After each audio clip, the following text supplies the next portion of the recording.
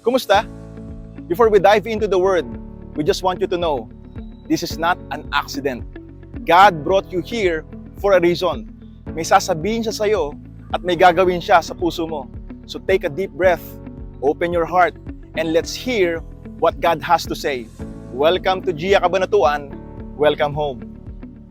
Alam natin nakasama siya sa Hall of Faith sa Hebrews 11, pero madalang itong napag-aaralan at nami-mention na si Moses meron siyang isang kasalanan. Nakapatay siya. Pinatay niya yung Egyptian na pinapahirapan yung kanyang kapwa Hudyo. Verse 13, the next day, when Moses went out to visit his people again, nung kinabukasan, nung bibisitahin niya uli yung kanyang mga kapwa Hudyo, he saw two Hebrew men fighting.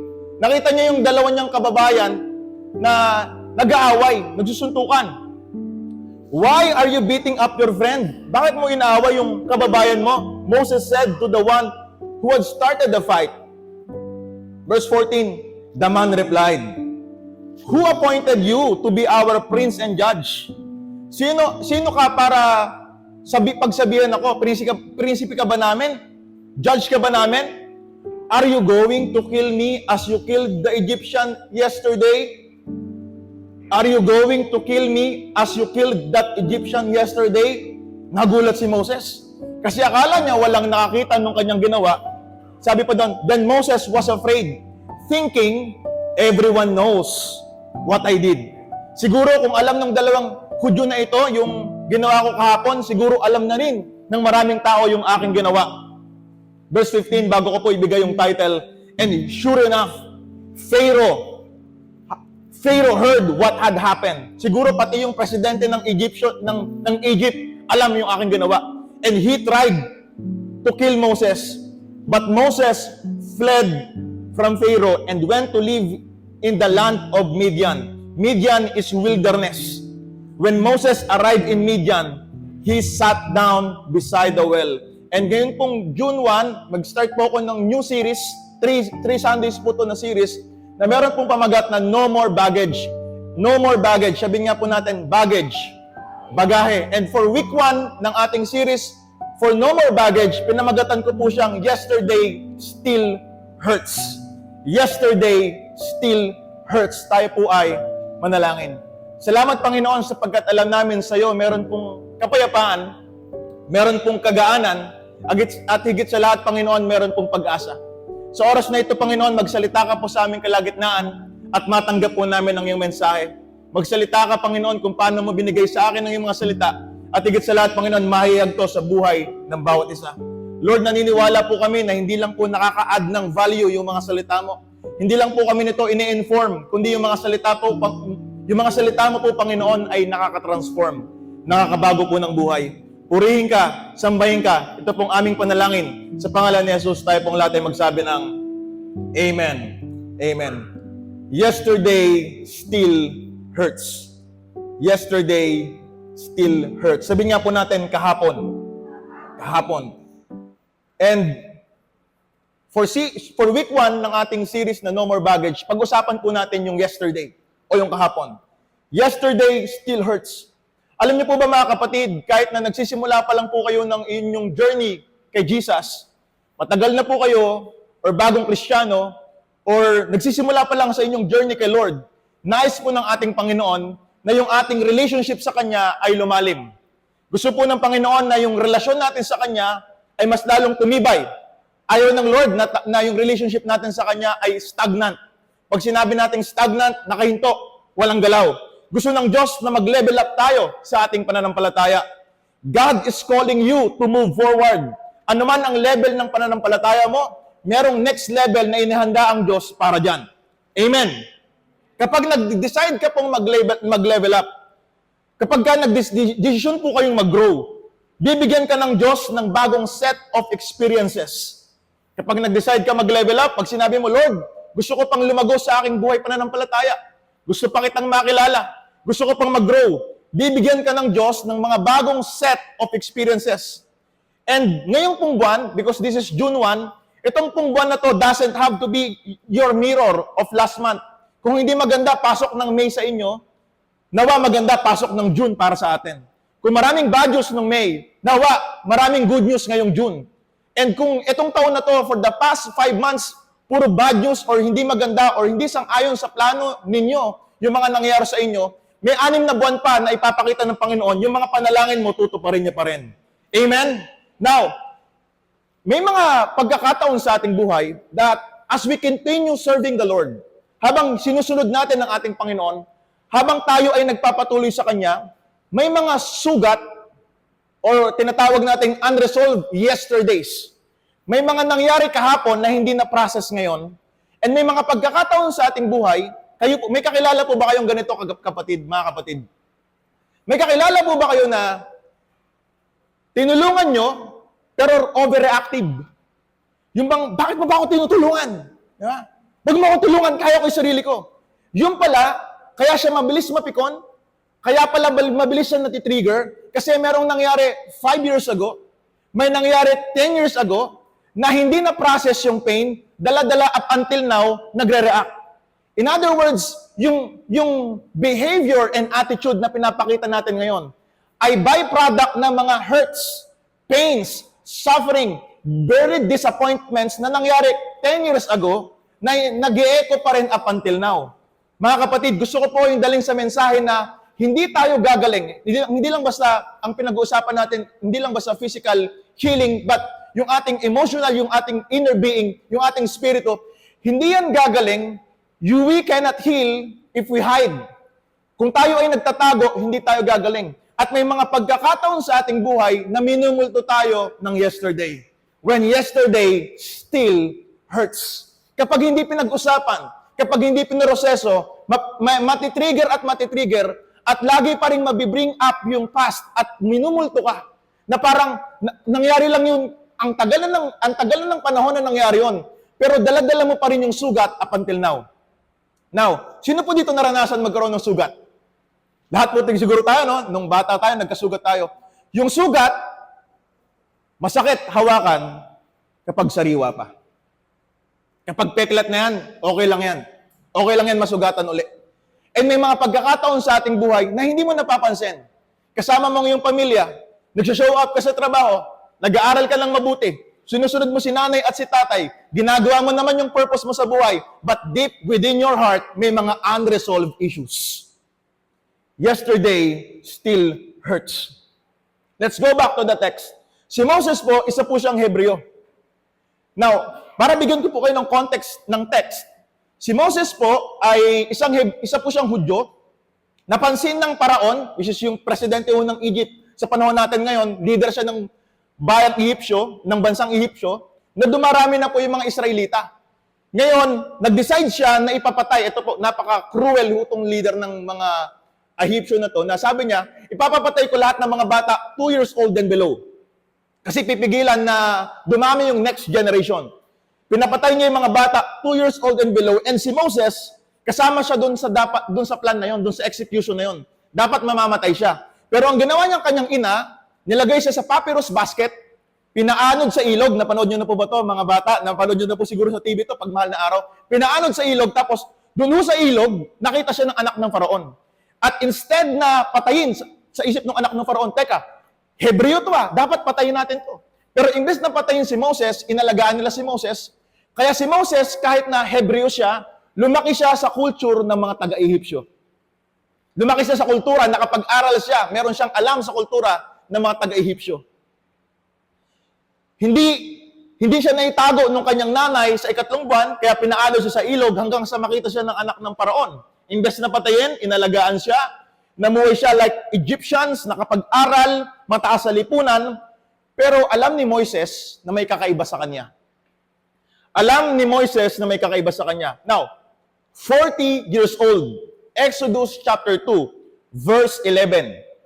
Ano sabi doon? So, Exodus chapter 2, verse 11. Many years later, 40 years old na si Moises, when Moses had grown up, he went out to visit his own people, the Hebrews, and he saw how hard they were forced to work. Napansin niya, teka, mga kababayan ko to Bakit pinapahirapan siya ng mga taga-Ehipsyo? Now, syempre kung kababayan mo yon or kasama mo yon or kakultura mo yon nung panahon nila, ipagtatanggol niya yan. Kaya dahil sa bugso ng damdamin, ano ginawa ni Moses? Pinatay niya yung Ehipsyo. Madalang yan pag-usapan, pero si Moses, pinatay niya yung Ehipsyo. Tumingin siya sa kanan, kaliwa, harap at likod, walang nakakita. Akala niya walang nakita sa kanya, inilibing niya yung bangkay dun sa sand. Nandyan ba yung Hebrews chapter 12 verse 1? Hebrews chapter 12 verse 1. Sabi sa Hebrews chapter 12 verse 1, kasunod lang nung title,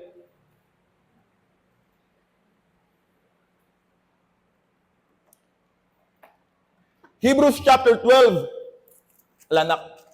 hindi na i-save. Okay lang po. Hebrews chapter 12 verse 1, therefore, since we are surrounded by so many great cloud of witnesses, let us also lay aside every weight. Lay aside every weight and sin which clings so closely, and let us run with endurance the race that is set before us, looking unto Jesus, the founder and perfecter of our faith. Sabi ng scripture, since na papaligiran tayo ng napakaraming witnesses, sabi ng Hebrews 12, nag-start siya sa word na therefore. Yan, medyo naputa lang po, pero therefore. Tip, kapag nagbabasa kayo ng Biblia, pag may word na therefore, ibig sabihin meron pong nauna doon. At bago magkaroon ng Hebrews 12 verse 1, wala naman pong Hebrews 12 verse 0, we have to go back to verse 11. Hebrews 11, you will love reading your Bible because Hebrews 11, kung merong Hall of Fame ang NBA, merong Hall of Faith ang Bible. Because sa Hebrews 11, mention lahat ng mga Bible characters na nagpakita ng extraordinary kind of faith ng kanilang pananampalataya mula kay Abraham, kay Noah, kay Moises, kay David, kay Jonah, kay Rahab. All of those pinakita na meron silang pananampalataya. At sabi ng author ng Hebrew, dahil napapaligiran tayo ng napakaraming saksi, dahil may mga tao na una sa atin na nilaban nila yung kanilang pananampalataya, let us lay aside every weight. In other words, sa pagsunod kay Lord, as you fix your eyes on Jesus, habang ikaw ay nagpapatuloy sa iyong pananampalataya, meron ka talagang bibitawan. Meron ka talagang iiwan. Meron ka talagang isi-set aside. Meron talagang itatabi sa gilid. Meron talaga tayong isusuko sa ating Panginoon. Now, balik tayo na doon sa text, verse 12. Sabi sa verse 12, after looking in all directions, to make sure no one was watching, Moses killed the Egyptian and hid the body in the sand. Itinago yung katawan sa lupa. Now, si Moses, yung kanyang ginawang kasalanan, after po nito, sabi sa verse 15 ang ginawa ni Moses, nagtago ho siya. Hindi niya in-expose yung kanyang sarili. Hindi siya nag-confess. Wala siyang napagsabihan ng kanyang ginawa. Ang ginawa niya, nagtago siya, nagpunta siya sa Midian. Midian is a dry place. We call it wilderness, kawalan. At ganyan ho yung nangyayari sa mga Kristiyano, ganyan po yung nangyayari sa atin kapag tayo ay malayo sa ating Panginoon. Kapag may mga unresolved yesterdays, kapag may mga nangyari kahapon o nung nakaraan, na nakakasakit pa rin up until now, akala mo nakatakas ka dahil hinayaan mo lang, pero hindi ka pa pala magaling doon. Kasi hindi porke nakatakas, malaya. Hindi porke hindi pinag-uusapan, magaling. May mga nangyari, meron po ba tayong natutunan? Am I talking to somebody? Na may mga nangyari in the past, na up until now, may question sa isip mo, pero hindi porke hinayaan mo, magaling ka na doon. May mga unresolved issues, may mga unresolved pains and buried disappointments in the past, na yung nangyayari sa iyo ngayon, bakit ganun ka mag-react? Because may mga hurts, may mga pains na pinagdaanan. Kasi, alam niyo po mga kapatid, kapag tayo gumagawa ng mali, kagaya ni Moses, walang nakita sa kanya, tinatago natin. At madalas nakakagawa tayo ng mali kapag tayo ay mag-isa. Kapag malayo ka sa covering ng Diyos. But kapatid, nanay and tatay, we cannot heal what we hide. Hindi gagamutin ng Panginoon yung mga issue ng buhay natin na hindi natin kayang i-expose at itago at i-alay sa ating Panginoon. We cannot heal, God cannot heal what you hold. Kapag hawak-hawak mo pa rin yung sarili, meron ka pa rin reservation sa iyong sarili. Lord, hawak-hawak ko pa rin tong pain na to. Hawak-hawak ko pa rin tong disappointment na to. Hawak-hawak ko pa rin yung issue ko sa aking nanay, yung issue ko sa aking tatay, yung issue ko sa aking kapatid, yung issue ko dun sa kapitbahay na minura ko, yung issue ko dun sa kaklase ko 10 years ago, yung issue ko dun sa aking past relationship na up until now, 5 years na, 10 years na nakalipas, pero up until now, marinig mo lang yung trigger word, marinig mo lang yung kanta, marinig mo lang yung isang word na sinabi sa inong tao na yun, tumataas yung emotion mo. Why? Unresolved. Unresolved. Hindi na heal. Hindi na deal. At God cannot heal what you don't acknowledge. Nung nagtatrabaho po ako sa Good Sam as Radtech, lagi pong tinatanong namin sa pasyente, halimbawa po magpapa-x-ray yan ng sabihin na natin kamay. Tatanungin ho, hindi ho kasi ubra na magpapa-x-ray ng kamay, ang reason, gusto ko lang. Hindi ho ubra yon. Kailangan no, meron kang rason, and minsan hinahanapan ho namin ng request, kung bakit ka magpapa-x-ray. Most commonly, kapag magpapa-x-ray ng kamay, ang sasabihin, meron pong masakit. Okay? Ngayon, tatanungin ho, anong part ng kamay ang masakit? Kanan o kaliwa? Bakit? Kasi kung sakali lang, ang in-x-ray kanan, pero ang may fracture kaliwa, pagdating ng operating room, ooperahan yung kanan pero wala namang sugat. Saan nagsimula? Doon sa x-ray room kasi yung pasyente hindi nagsabi ng totoo. Alam niyo po, may mga pagkakataon sa ating buhay na hindi na-heal yung dapat ma-deal kasi hindi tayo nagsasabi ng totoo. Am I talking to somebody? Ibig sabihin, hindi na-heal yung dapat ma-deal kasi hindi tayo nagsasabi ng totoo. Sa mo siya yung katabi, parang tayo yung topic ngayon. Hallelujah. Alam niyo mga kapatid, you have to expose it out. Kasi time will come. Alam niyo po, isang determiner ng sugat, time. Sabi nila, time heals. Pwede rin. Pero naniniwala ako na yung pride na binibigay sa atin ng time, it cannot heal. Ang nakakapagpagaling lang ang ating Panginoon. Pero isang trabaho ng time, it exposed. It's just a matter of time. Halimbawa, yung kamatis na sariwa, idikit nyo sa kamatis na halos mabubulok na. Hindi mo magiging masariwa yung kamatis na sariwa kapag sinama mo sa mga bulok. Magiging bulok yung sariwang kamatis. Does it make sense, mga kapatid? Ibig sabihin, it's just a matter of time. Time, nire-reveal niya yung issue ng buhay natin. Pwede na tatago pa natin ngayon. Pwede na ikikip pa natin ngayon. Pero time is a great determiner ng ating issue. Nakuha po natin, mga kapatid. Now, si Moses, kinabukasan. Literally ho ito na yesterday. Kinabukasan, kahapon lang meron siyang na-murder. Kinabukasan, pagkakita niya dun sa dalawang kapwa niya Hudyo, inawat niya. Sabi niya, ba't ka nagsusuntukan? Di ba magkababayan kayo? Magkasama kayo, magkakilala kayo. Iisa tayo ng culture. Parehas tayong Hudyo. Sabi nung isa, bakit? Sino ka? Prince ka ba namin? Judge ka ba namin para pagbawalan mo kami? Papatayin mo rin ba kami gaya nung ginawa mo dun sa Ehipsyo kahapon? Sa kaba ni Moses, dahil nabisto siya, kasi sabi ng Biblia, akala niya walang nakakita sa kanya.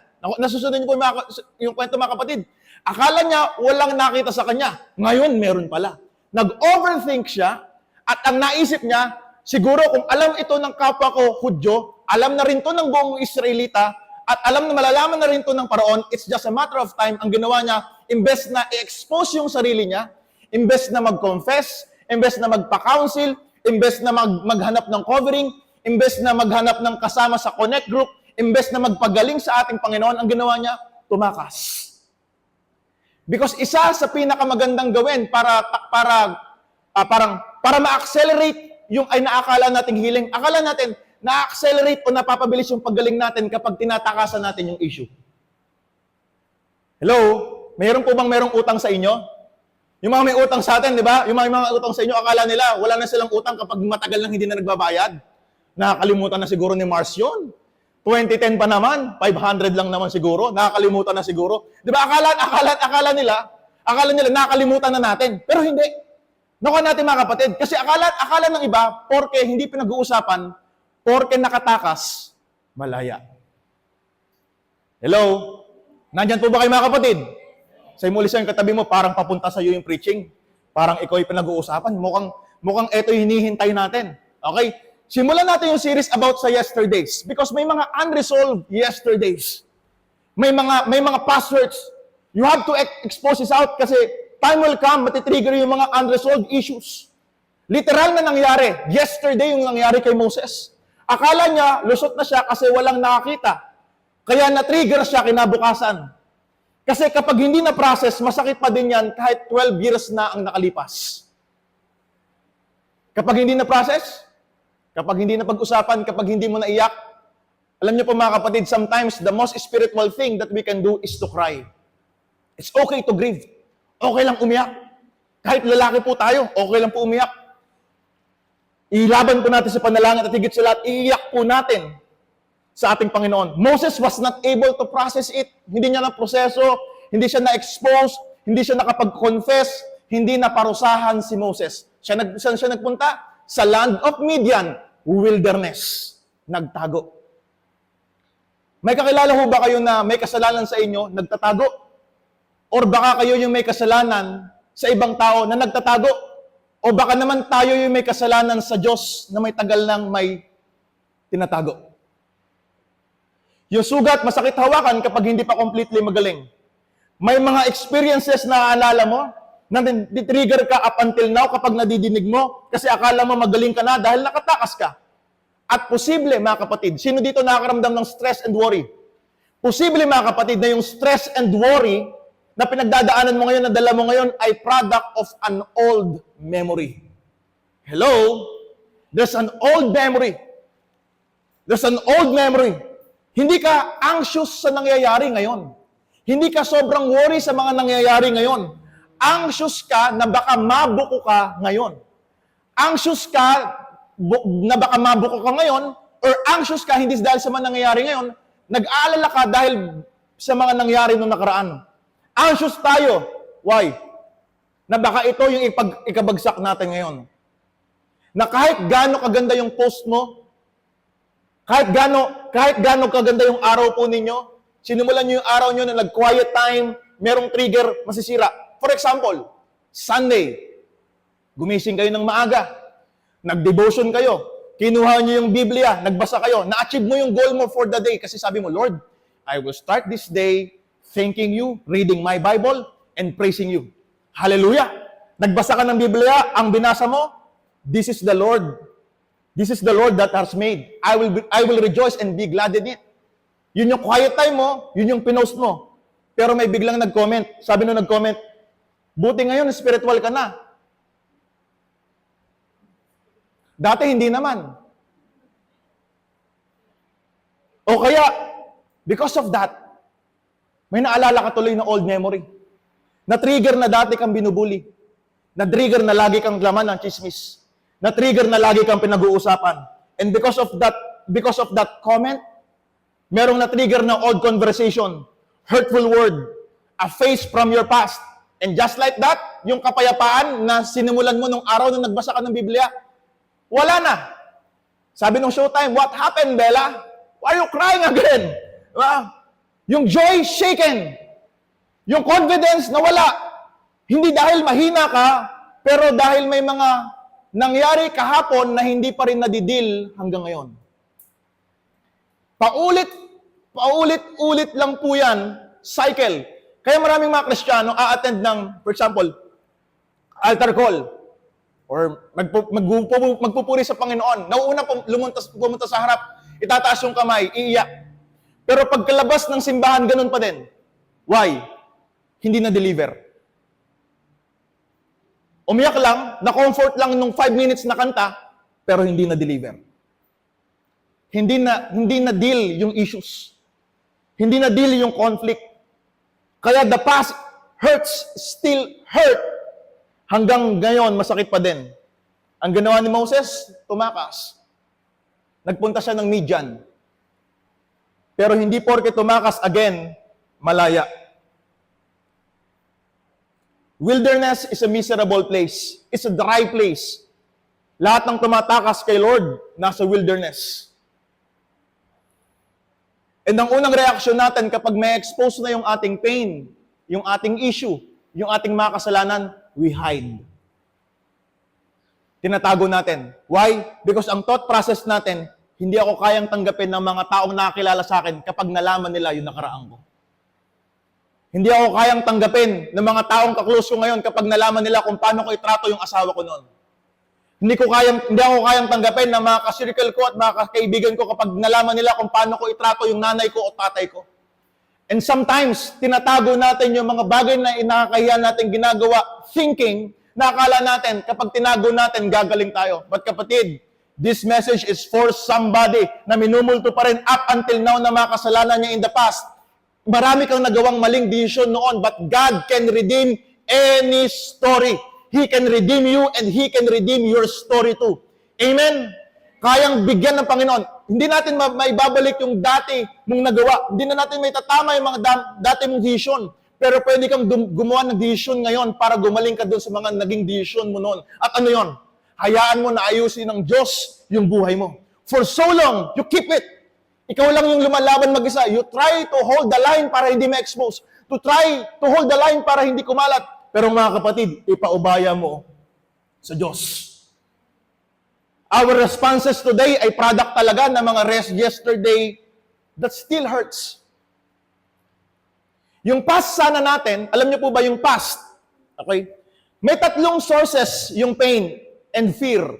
Tatlong sources ng pain and fear. Ano yon? Past. Sabi niya po natin, past. Kaya ka nasasaktan at kaya ka natatakot because of the past. Mga nangyayari noon. Kaya ka nasasaktan at natatakot because of the present, yung mga nangyayari ngayon. Kaya ka nasasaktan at natatakot is because of your future, yung mga hindi mo pa nakikita or uncertainty ng future. Nakuha po natin mga kapatid. Now, sabi ng Biblia, Jesus is the same yesterday, past. He is the same today, present. And He is the same forever, future. Mag-isa mo, hindi mo kaya. Pero kailangan mo ng kasama. At sabi ng Diyos, hindi kanya iiwan ni pababayaan man. Saan mo pagkakatiwala yung past, present, and future? Sa Diyos. Amen? Now, yung past dapat yung nakaraan natin, maging platform siya ng present. Dapat yung nakaraan natin, maging platform siya ng present. Kumbaga, because of your past, kailangan mapalakas ka nun in your present. But ang nangyayari, hindi ka napapalakas ng iyong nakaraan. Mas lalo kang napapahina. Mas lalo tayong napapahina. Yung past natin, nagiging prison natin. Yung nakaraan natin, nagiging kulungan natin. Ilang deliverance and revival na nangyayari sa iyong buhay. Ikaw lagi nauuna sa harap, pero kahit ganoon, wala pa rin nangyayari dahil ang totoong kailangan mo ay discipline and healing. Discipline and healing. Nandyan ba yung Exodus chapter 3 verse 9? Exodus chapter 3 verse 9. Look at this verse. Si Moses, nagtago siya sa wilderness not for 40 minutes. Hindi siya nagtago for 40 minutes. Hindi for 40 days. Nagtago siya sa wilderness for 40 years. For 40 years. Then, one moment, si Yahweh nakipag-usap sa kanya. Tignan mo yung kabutihan ng Diyos. Magtatago ka sa tao, pero kita ka pa rin ng Diyos. Now, sa paningin ng tao, masama ka at makasalanan ka because ang naaalala ng tao yung nagawa mo noon. Tignan nyo ha, i-catch po ito at ayoko pong ma-misunderstood nyo ito. Yung tao, ang kaya niyang makita, ang scope ng kaya niyang makita, kung sino ka ngayon at sino ka dati. Yun lang yung kaya ng memorya niya. Pero ang Diyos, kita niya yung dating ikaw, kita niya kung sino ka ngayon, kita ka niya rin kung sino ka sa future. Kaya, tignan nyo kabutihan ng Panginoon. May mga pagkakataon sa iyong buhay, susuko ka na, pero ang Diyos hindi pa sumusuko sa iyo ngayon kasi nakita niya, magagamit ka niya at meron kang potential in the future. Mahirap ba yung trabaho? Nakakalugi ba yung negosyo? Nakakaiyak bang magpalaki ng mga anak? Tatagan mo, mga nanay at tatay. Laban natin yung ating pananampalataya. Dahil merong nakita ang Diyos sa iyo na hindi mo nakita, kaya ipagpatuloy mo lang yung laban na meron ka ngayon. Nakita ng Diyos, si Moses sa wilderness, sa land of Midian. Sabi niya sa Exodus 3 verse 9, may 10 ba yan? 9. Simulan na si 9. Look, sabi ni Yahweh, the cry of people The cry of the people of Israel has reached me.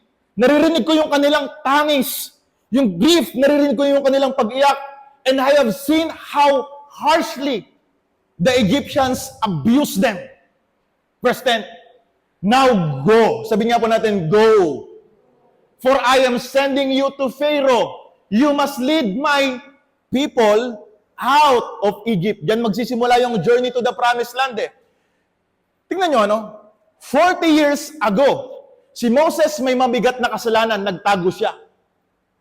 40 years later, after 40 years, 8 years old na siya dyan, God spoke to Moses, commanding Moses to go back to the place kung saan siya nagkamali at kausapin mo yung presidente ng Egypt.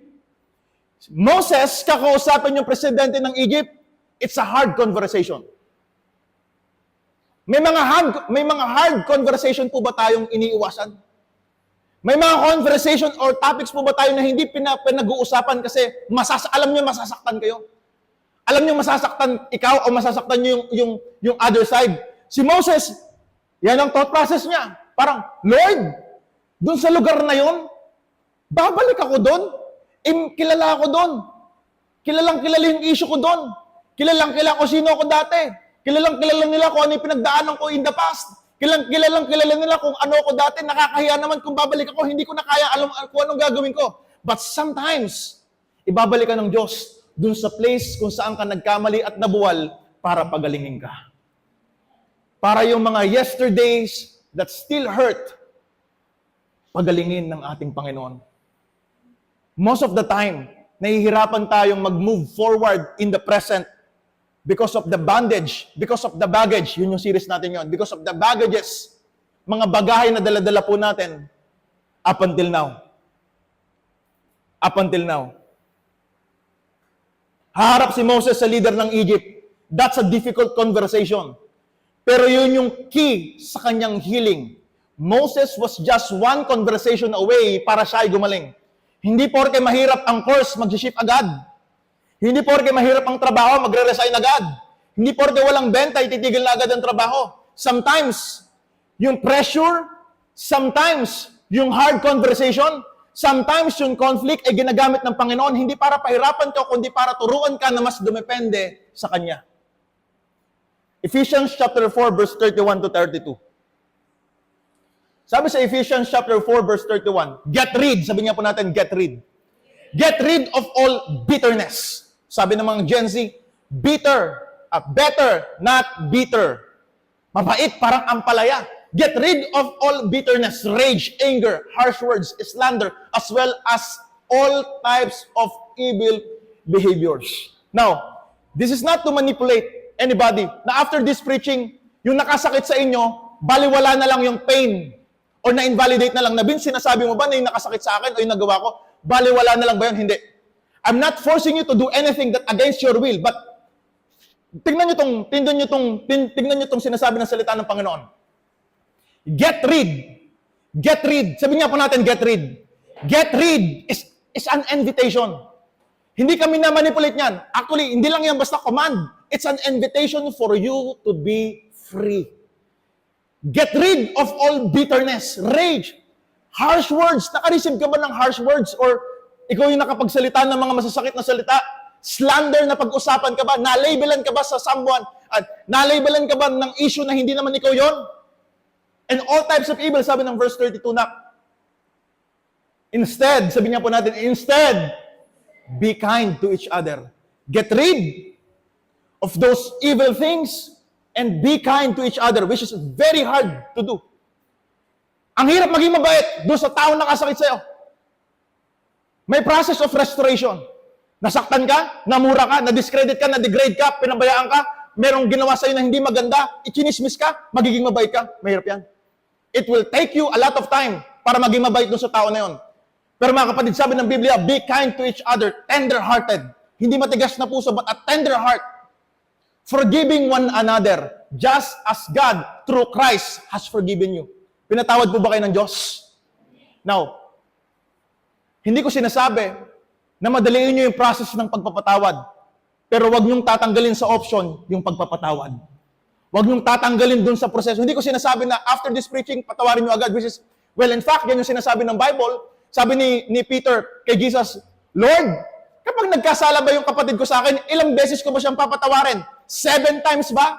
Because 7 sa Biblia is a number of completion.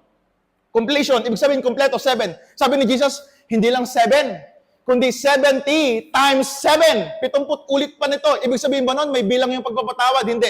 As in, pinupunto ni Jesus, figure of speech, sinasabi niya, magpatawad ka hanggat kaya mo. Gawin mo palagi magpatawad ka. Now, yun yung suggestion ng Bible.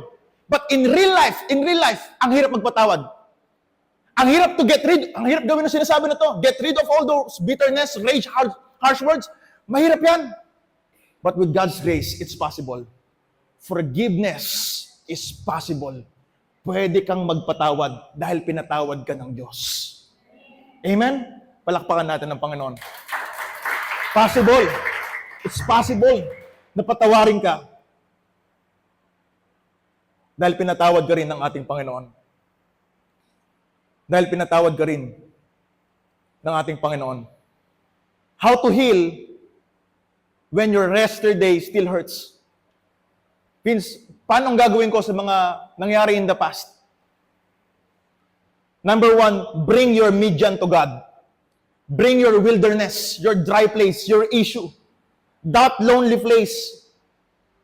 Sa Exodus chapter 3, verse 1 to 10, alam mo, doon nag-usap si Lord sa si Moses. Doon siya dinil. Your hiding place. The place kung saan ka nagtatago. The place kung saan natatakpan yung conflict. Because the place kung saan merong cover up. Isuko natin yan sa ating Panginoon. Pangalawa, stop pretending you're okay. Healing, ang dami nang sinasabing tips na gagaling ka kapag nag-pray ka. Alam niyo po, pag may mga lumalapit sa aking mga kabataan, kasi most of the time yan yung aking mga naka-counsel, iniiwasan kong sabihin yung mag-pray ka lang, siguro hindi ka nagde-devotion, kaya ganyan naiisip mo. Narinig niyo na po ba yun? Minsan may lalapitan kayong kasama nyo, pero hindi po sa church natin, may lalapitan yung kasama nyo, tapos sasabihin sa inyo, siguro kaya ka stress, dry ka spiritually. Siguro kaya ka may anxiety, kasi dry ka, malayo ka na kay Lord. Well, in fact, kaya may ganong classic event, maybe na-trigger yun because nabawasan nga yung iyong quiet time and devotion sa ating Panginoon. Pero siguro isa sa worst na payo may ibibigay ko agad dun sa tao na hurting, mag-pray siya. Because sometimes, yung healing, ang hirap mag-pray. Ako nung namatayan po ako ng nanay, January 12, 2024, ang hirap bang mag-pray na sabihin ko, Lord, maraming salamat na wala yung nanay ko. Hindi ko kaya yon. Hindi ko kaya gawin yun. Hindi nga ho ako nakapagsimba nun eh. Nasa bahay lang kami, nagluluksa kami. Mahirap magpasalamat sa Panginoon kapag nasasaktan ka. Actually, mahirap mag-pray. Hindi mo alam, hindi ka makapag-isip ng maayos. Gulo-gulo yung isip mo ba? Mahirap talagang lumapit sa Panginoon kapag nasasaktan ka. Now, yung healing, hindi man siya mag-i-start sa prayer, pero pwede mo tapusin sa prayer. But the first step to your healing begins with honesty. With honesty. Be honest with what you feel. Lord, nasasaktan talaga ako. Nahihirapan ako. Bakit mo kinuha yung nanay ko? Ang prayer ko, gumaling siya. Bakit mo siya kinuha?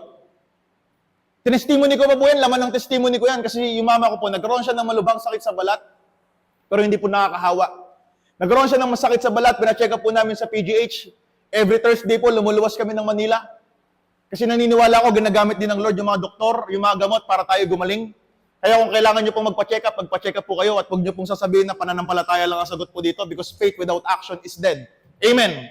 Yun pa rin po yung ginagawa namin. Now, nung na-deal na yung sakit niya sa balat, nakitaan siya ng tubig sa baga na merong bukol. Chinek yung bukol kung merong cancer.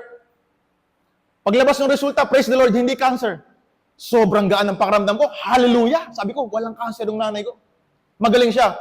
2023, yun na pala yung huling taon na nakasama namin siya. January 12, 2024, alas 9 ng gabi.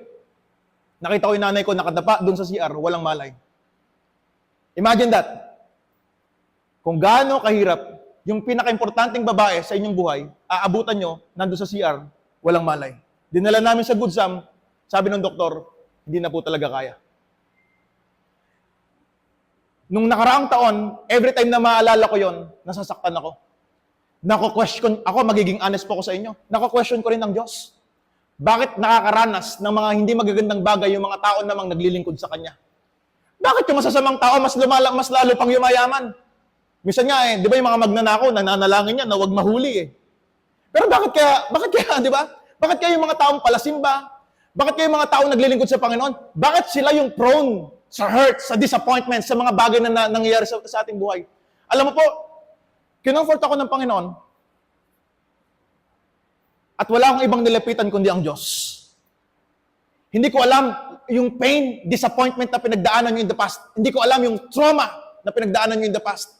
Pero meron akong kakilala na kapag nilapitan nyo, yung mabigat na meron ka, kaya niyang pagaanin. Matthew 11:28, "Come to me, all you heavily burdened, and I will give you rest." Kaya kang pagpahingahin ng ating Panginoon. Merong kapahingaan sa presensya ng Diyos. At yun yung hinanap ko. Nagpahinga po ako sa presensya ng Lord. 1 month after, January, February, bumalik ko ako sa pag-serve. Nag-preach ako. Bakit? Wala akong ibang babalikan kundi yung pag-ibig ng ating Panginoon. Palakpakan ho natin ang Diyos. Healing starts with honesty. Kapag ka talaga honest ka, even si David, if magbabasa kayo ng Book of Psalms, yung Psalms 13, ang daming, Psalms 51, ang daming event sa Psalms na nasulat yun ni David out of grief. Nasulat ni David yun out of pain. Nasulat ni David yun out of disappointment. Dahil nasa gitna siya ng suffering. Hinahabol siya ni Saul na meron siya mga death threat. Pero David was honest with God. Tapat siya sa ating Panginoon. Bring your median place to God. Stop pretending you're okay. And lastly, let God use your wounds, not your filters. Hayaan mong gamitin ng Panginoon yung mga sugat mo. Hindi yung mga bagay na ginagamit mo para pagtakpan ay yung mga sugat. May mga sugat ka, literal, sa iyong katawan na hindi kayang gamutin ng band-aid. Kasi minsan, ang ginagawa natin para ma-accelerate yung healing, kino-cover up natin. Nagtatakpan natin. Alam mo, para gumaling po tayo, hindi kailangan ng cover up, ang kailangan covering ng ating Panginoon. Tama na yung cover up. Kailangan na ng covering presensya ng ating Panginoon. Because the most powerful people in the Bible were the ones admitted their pain. Si Moses, nadil yan. Si David, nadil din yan. Si Jonah, nadil din yan. Si Abraham, lahat ho sila mayroong kasalanan. Si Peter, na-restore. Lahat ho sila na pinag-aaralan natin sa Bible. All of those people got short of the glory of God. Lahat sila sumablay. Lahat ho sila nagkulang. May event sa kanilang buhay na napalayo sila sa ating Panginoon. Pero anong common denominator? Nagsisi sila. Si Haring Saul, nung tatanggalin na sa kanya yung position, sabi ni Haring Saul kay Samuel, pwede ba? Huwag sa akin tanggalin yung pagiging hari ng Israel. Si Haring David, nung nagkasala siya kay Yahweh, anong sabi niya? Okay lang na mawalan ako ng posisyon, pero Lord, huwag mong alisin sa akin yung presensya mo. Huwag mo sa akin alisin yung presensya mo. Nakita, ni-reveal nung test yung totoo nilang motive. God still called Moses. Tinawag ng Diyos si Moses even when his yesterday still hurt. Because yung grace ni Lord, hindi kanya hinihintay niyan ma-fix. Yung grace ng Panginoon meets you wherever you run. Pain is important. Pain changes you. Pero ang tanong, kung yung nakakaranas tayo ng suffering and disappointment, hayaan niyo po ba na yung pain na yan will change you for bitterness or breakthrough? Maybe hindi tayo naka-murder kagaya ni Moses. But maybe you murdered your confidence. You buried your dream. Nilibing mo sa limot yung mga bagay na ginagawa mo na nagbibigay sa iyo ng joy ngayon. Pero mga kapatid, yesterday still hurts. Pero yung nakaraan mo, hindi kanya na dapat hawakan ngayon. Dapat hawak ka na ng Diyos. Your past will explain you. Pwedeng explain ng nakaraan yung buhay mo. Pero hindi ka na dapat i-define ng iyong nakaraan. And what the enemy meant to break you, God will use that to build you. Si Moses, pinabalik siya dun sa Egypt. And we know the story. After nun, nag-perform siya ng maraming himala. 10 miracles para i-prove na siya ay sent ni Yahweh para palayain yung bayang Israel. Isaiah chapter 43, verse 19. Isaiah chapter 43, verse 19. Nandiyan nak, sa dulo? Wala. Isaiah 43:19. Dito na po ako mag-end. For I am about to do something new. Sino po dito gustong gawan ng Diyos ng mga bagong bagay? See, I have already begun. Sinisimulan ng Panginoon pero hindi mo pa daw po nakikita. Do you not see it? I will make a pathway through the wilderness. I will create rivers in the dry wasteland. Mga kapatid, we have to trust God even when our yesterday still hurts. May mga unresolved issues in the past. Pagkatiwala natin sa ating Panginoon. Sino po dito nakita ng taong kumakain ng hilaw na manok? Yung katabi nyo, tignan nyo ba, mukhang kumakain ng hilaw na manok to. Wala pa po akong nabalitaan na taga-Gia Cabanatuan. Kumakain ng hilaw na manok, wala naman ho siguro. Wala pa rin ho akong nabalitaan na taga-Gia Cabanatuan kumakain ng paminta. Imagine niyo, no? Pare, merienda tayo. Ano merienda natin? Paminta. Diba? Parang hindi naman ho, hindi maganda mag-aya. Wala pa rin akong nakita na tao, siguro dito lang sa Gia Cabanatuan, kumakain ng dahon ng laurel. Umiinom ng toyo.